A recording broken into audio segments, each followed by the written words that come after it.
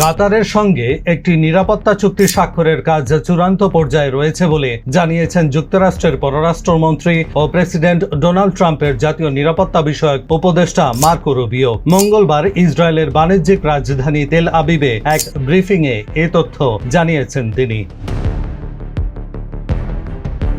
সোমবার ইসরায়েল সফরে গিয়েছেন রুবিও। সেখানে প্রধানমন্ত্রী বেঞ্জামিন নেতানিয়াহুর সঙ্গে বৈঠক শেষে আজ মঙ্গলবার কাতারের উদ্দেশ্যে রওনা হয়েছেন তিনি। রওনা হওয়ার আগে এক সংক্ষিপ্ত ব্রিফিংয়ে রুবিও বলেন, কাতারের সঙ্গে আমাদের নিবিড় অংশীদারিত্ব রয়েছে, আর এই যুদ্ধে বিশ্বের কোনো দেশ যদি মধ্যস্থতা করতে পারে তাহলে একমাত্র কাতার তা পারবে।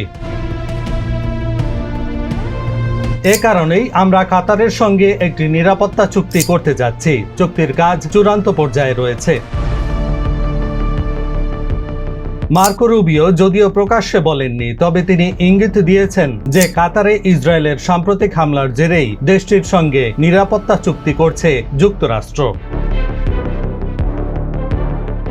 যুক্তরাষ্ট্রের সুপারিশে 2012 সাল থেকে কাতারে বসবাস করছেন হামাসের শীর্ষ নেতারা। ফিলিস্তিনের গাজা উপত্যকায় হামাস ও ইসরায়েলের মধ্যে চলমান যুদ্ধে মধ্যস্থতাকারী 3 দেশের মধ্যে কাতার অন্যতম। বাকি 2 দেশ হল যুক্তরাষ্ট্র ও মিশর।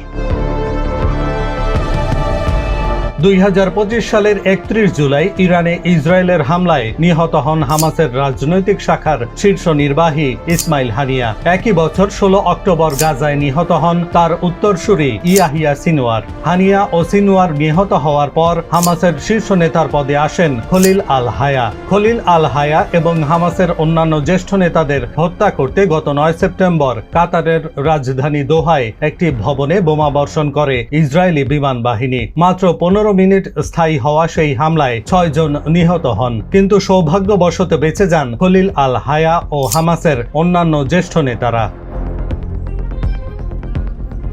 ব্রিফিংয়ে লিভিড বলেছিলেন, ইসরায়েলের প্রধানমন্ত্রী বেঞ্জামিন নেতানিয়াহু এ হামলার ব্যাপারে আগে জানিয়েছিলেন। নেতানিয়াহু বলেছিলেন তিনি শান্তি স্থাপন করতে চান এবং তা শিগগিরই চান, তাই আমাদের কাছে আগে থেকেই এ হামলার খবর ছিল। নেতানিয়াহুর সঙ্গে কথা বলার পর তাৎক্ষণিকভাবে প্রেসিডেন্ট ট্রাম্প স্টিভ উইটকফের মাধ্যমে দোহাকে আসন্ন হামলার ব্যাপারে সতর্কবার্তা দিয়েছিলেন। পরে কাতারে অবস্থিত মার্কিন সেনা ঘাঁটি থেকেও দোহাকে সতর্কবার্তা দেওয়া হয়েছিল।